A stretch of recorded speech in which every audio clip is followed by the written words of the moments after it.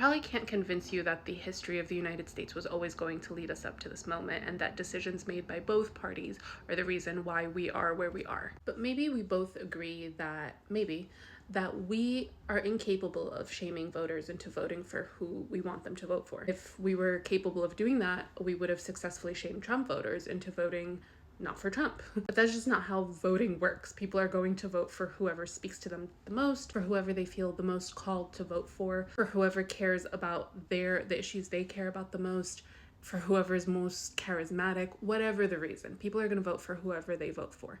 The group that has the job to make more people care about voting for them are the parties, the people who are running for election. That is their job. The Democratic establishment, it is their job to get more people to vote for them in the right places than the other candidate. That is their job. They pick a strategy that they think will work best to get them to this end goal. And the fact is that last time they did not pick the right strategy, or else we would not be having this conversation.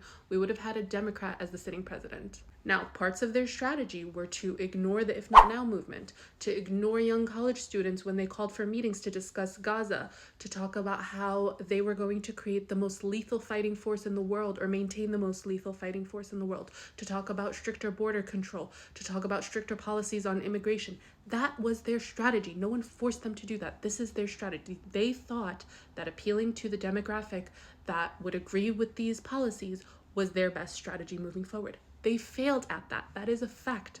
We cannot argue about that. She is not the president right now. To win, perhaps they might consider another strategy.